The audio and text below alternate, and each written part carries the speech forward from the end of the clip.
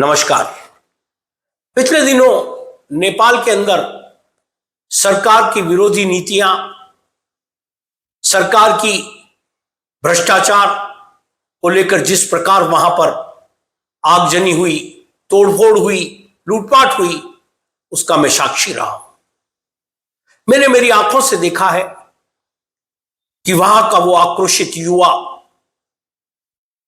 किस प्रकार से, किस बेरहमी से नेताओं के साथ अभद्रता तो दूर मारपीट कर रहा है, उनके कपड़े खोलकर काला मुंह करके उन्हें घसीट रहा है।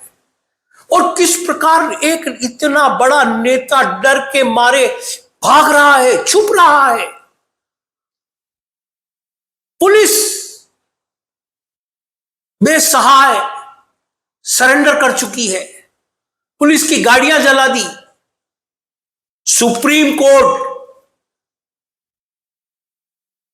मतलब कि वहां की उस जनता ने संविधान के अंदर, लोकतंत्र के अंदर जो चार मुख्य संविधान के आधार स्तंभ हैं, न्यायपालिका, कार्यपालिका, विधायिका और मीडिया, इन चारों पर बराबर हमला किया है। यह बात मेरे समझ से परे थी और उनकी कोई मांग नहीं। इस आंदोलन का कोई नेतृत्व नहीं कर रहा है, कोई संगठन नहीं, कुछ नहीं, कोई जाति धर्म का कारण नहीं।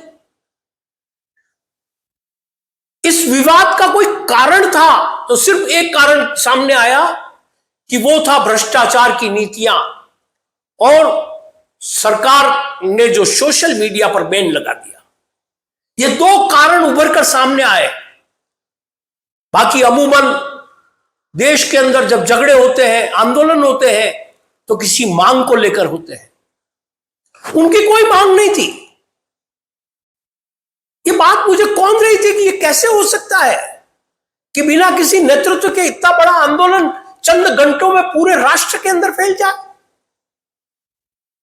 जब इस बात को लेकर मैंने वहां के आंदोलनकारियों से, वहां के लोगों से बात की, तब मुझे ये उन्होंने कहा कि ये सरकार के नेता भ्रष्ट हैं, चोर हैं। इन्होंने प्रजातंत्र की सरकार बनाने के लिए हमें प्रलोभन दिया, हमें कहा कि तुम्हारी सरकार होगी, तुम इस सरकार में खुद भागीदार हो, राजा की सरकार में तुम्हारा कोई भागीदारी नहीं है, लेकिन इस सरकार के तुम भागीदार हो। तुम जब चाहोगे ये सरकार बनेगी, तुम जब चाहोगे इसको हटा दोगे। हमने भी इसी उत्साह में कि अब हमारा भला होगा, हम इस सरकार को लेकर आए, लेकिन जब से यह सरकार आई है, तब से इस सरकार ने भ्रष्टाचार को 10 गुना आगे बढ़ा दिया है। अरे राजा के राज में हमारे इस नेपाल में 70 कल कारखाने चला करते थे, लेकिन आज एक भी कल कारखाना नहीं है। इस सरकार ने वो सारे कल कारखाने बेच दिए। राजा की सरकार में एक ही मंत्री हुआ करता था, राजा का बेटा ही राजा बनता था और 2-4 मंत्री होते थे। लेकिन इस प्रजातंत्र की सरकार में तो एक नहीं 25 तो राजा है, और उन 25 के 25 रिश्तेदार भी राजा बनकर काम कर रहे हैं।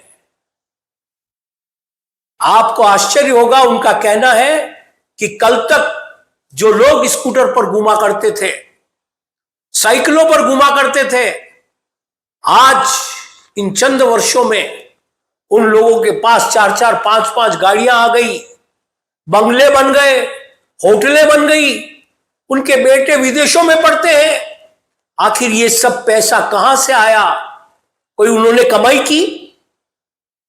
नहीं, उन्होंने हमारी जेब काटी है, इस नेपाल का पैसा लूटा है और हमें लूटा है।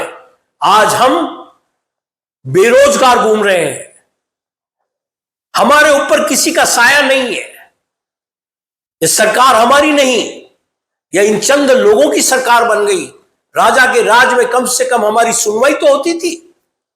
यह जब उनका आक्रोश सुना तो मुझे भी लगा कि इनका दर्द वास्तव में सही है। तब उन्होंने कहा कि इसलिए हमने ये आंदोलन किया है। मैंने उन्हें कहा कि आप ये राष्ट्र की संपत्ति का नुकसान कर रहे हो। तब उन्होंने कहा कि इसके अलावा हमारे पास कोई चारा नहीं था। हम बहुत साधारण तरीके से हमारी बातों को सोशल मीडिया पर उनके भ्रष्टाचार को उजागर कर रहे थे।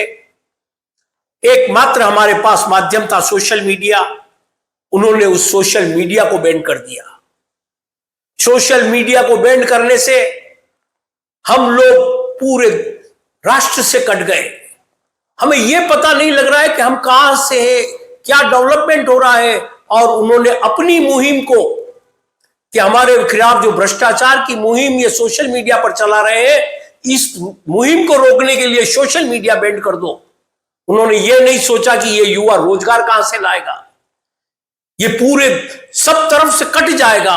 और इस बात को लेकर जब हम उन्हें ज्ञापन देने गए तो उन्होंने हमारी बात सुनने के बजाय हमारे 20 लोगों को गोलियों से भून दिया। उनके पास ताकत थी, सरकार का डंडा है, प्रशासन का डंडा है। हमारे पास हम कुछ भी नहीं थे। और ऐसी स्थिति में इसके अलावा हमारे पास कोई चारा नहीं था। इसलिए हमने ये कदम उठाया और जो होगा उसके लिए हम तैयार हैं, लेकिन इस नेपाल को बचा कर रहेंगे। यह बात जब मैंने अपने गुरुदेव को बताई कि गुरुदेव मैं नेपाल में यह हालत देखे, तब उन्होंने कहा कि एक बात हमेशा याद रखो, आक्रोश को, गुस्से को कभी भी अंदर बंद मत रहने दो, उसे बाहर निकालो, उसे सुनो, समझो और उसका समाधान करो। अगर तुमने ये नहीं किया तो हर स्थिति में वह तुम्हारे लिए घातक होगा। जिस दिन वह आदमी बेबस, लाचार है और जिस दिन उसने ठान लिया कि अब मेरे को मरना है या सामने वाले को मारना है, उस दिन तुम इस स्थिति पर आकर खड़े हो जाओगे। गुरुदेव ने एक बात और कही कि अगर कहीं मुखिया हो, मुखिया बनते हो, तो मुखिया को रामचरितमानस में बहुत अच्छी तरह से परिभाषित किया है कि मुखिया मुख के समान होना चाहिए।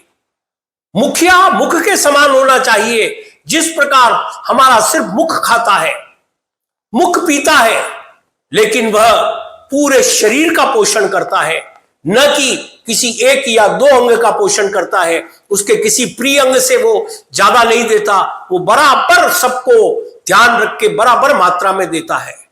इसलिए अगर मुखिया बने हो तो मुख के समान आचरण करो, व्यवहार करो। चाहे तुम परिवार के मुखिया हो, समाज के मुखिया हो, राष्ट्र के मुखिया हो, मुखिया बनने के बाद यह पूरा का पूरा ढांचा तुम्हारा है। जिस प्रकार मुख, पूरा शरीर मुख का है, उसी प्रकार यह राष्ट्र उस मुखिया का है जो इस राष्ट्र का मुखिया है। उसका धर्म है, उसका कर्तव्य है कि वह सभी जाति, पाति, बिरादरी, वर्ग सबको साथ लेकर चले, सबको संतुष्ट करे और सबके साथ रहे।